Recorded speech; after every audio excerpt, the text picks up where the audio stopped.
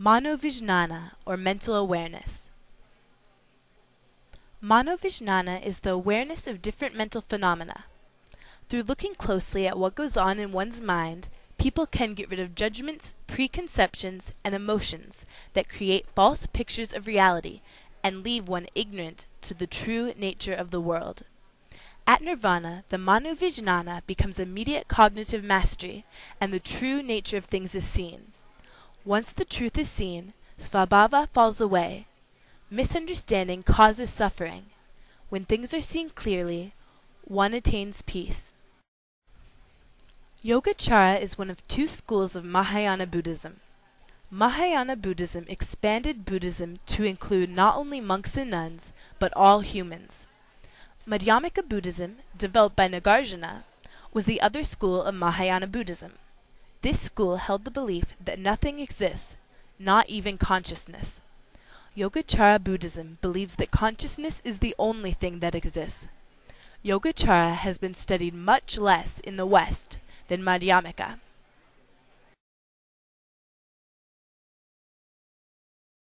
Other names for Yogacara are the knowledge way, consciousness only, Vijnanavada, or in Sanskrit, Citamatra. Yogacara is a complex tradition that studies philosophy and psychology. Yogacarans believe that consciousness is all that really exists. There are 8 different consciousnesses which make up all of our experiences of the world. Everything outside of the mind is false, and each person has a different experience of reality. Yogacarans believe in tdi07eh, or non-duality. Non-duality is the idea that the external object and the object that perceives it exist together. For example, the aroma of a flower is believed to not exist separately from the nose that smells it. This is opposite of the realist belief of subject-object duality, that the external object and the object perceiving it exist apart from one another. Realists would believe that the flower's scent and the nose can exist separately. The goal of Yogacara is to have the 8 consciousnesses, or Vijnanas, directly experience the world as it actually is, without discrimination caused by emotion, preconception, and prejudice. By experiencing the world directly, one attains wisdom, or jnana. This happens when all of the thought seeds have drained out of the aleya vijnana, the 8th consciousness, often referred to as the storehouse, because it stores karmic seeds. When the aleya vijnana is empty of all thought seeds, it is transformed into the dharma dhatu, which experiences non-dual transcendental insight. One is liberated from rebirth and has attained nirvana. Yogacarans focus on cognition as a means to overcome ignorance and see the world as it truly is. Yogacarans believe in the 3 natures of perception.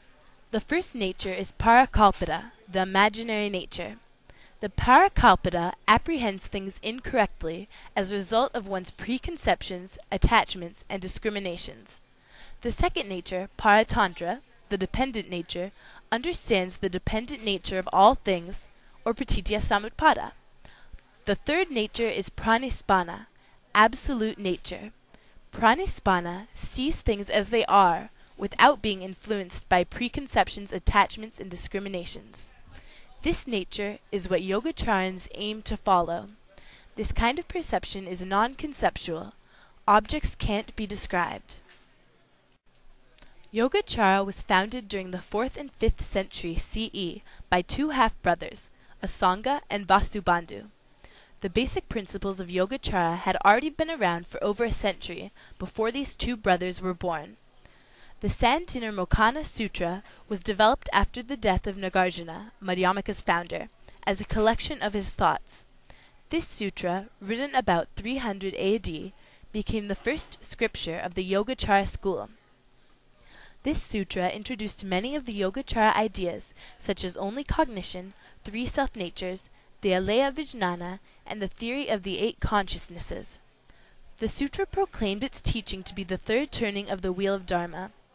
Asanga and Vasubandhu created Yogacara as a reaction to Madhyamika Buddhism, the other Mahayana school. They developed Yogacara because they believed, unlike Madhyamika, that consciousness does exist.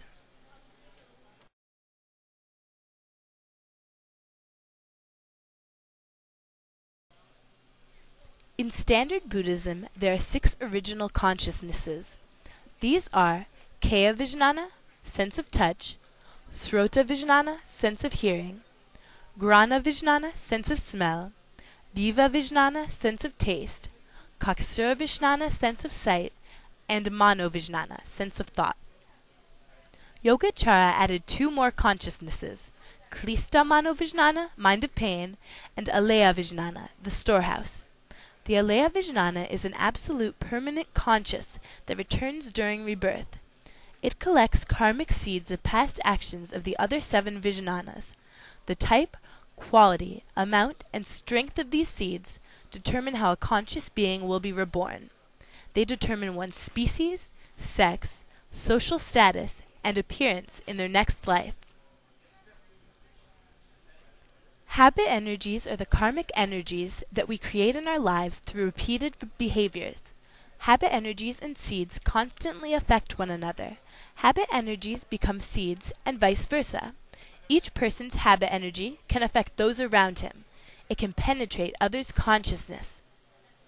The seeds of past experiences are stored and they mature. When they are ripe, they are sent back out as karmic consequences. When all seeds are released and the Alaya Vijnana is emptied, one has reached nirvana. At this time, the Alaya Vijnana transforms into the Dharmudhatu, which has non-dual transcendental insight.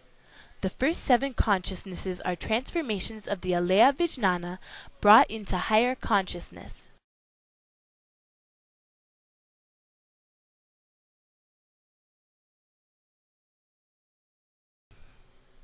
The Buddhist Abhidhamma focused on the mental and cognitive parts of karma. He divided the 3 components of the 6th consciousness into many different categories. The perception part of mental consciousness was called Sita. The emotional, moral, and psychological parts were called Cetas. The Cetas were then divided into many categories.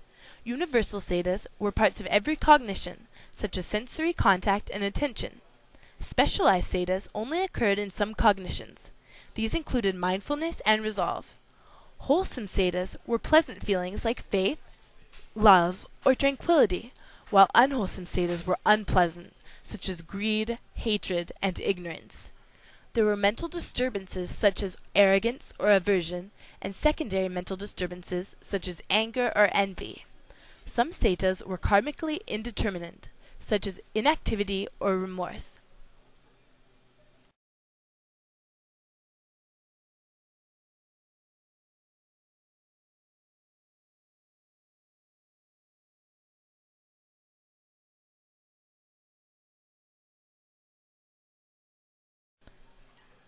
At the same time as Abhidhamma was developing the mental level more and more, disputes were occurring between different Buddhist schools. Sita is momentary. The ending of one leads to the beginning of another. The belief that there was no Sita during deep sleep, unconsciousness, or in some meditations led some Buddhists to ask, where does consciousness return from after sleep? Yogacharans responded to this question by dividing the 6th consciousness into 3 different consciousnesses, manoVIJNANA, Klista manoVIJNANA, and Alaya Vijnana. Now the question of where consciousness returned from after deep sleep had an answer. When the 6th consciousness is inactive, its seeds stay in the 8th consciousness, Alaya Vijnana, until conditions are such that they can return to the manoVIJNANA. There are 3 realms of manoVIJNANA. The first realm is the particular realm. This realm occurs during direct perception and mindfulness. By reasoning too much, one weakens their capability to experience direct perception. When the manoVIJNANA works alone, direct perception occurs. This happens when we are daydreaming or spacing out, when we are practicing consciousness with the first 5 consciousnesses, and when we are dreaming.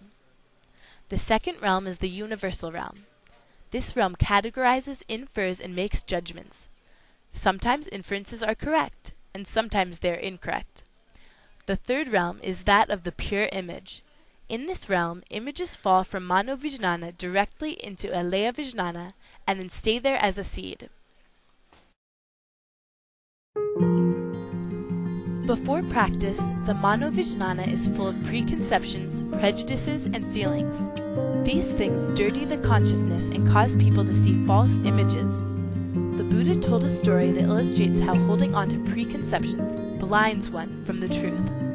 A widower was always away on business.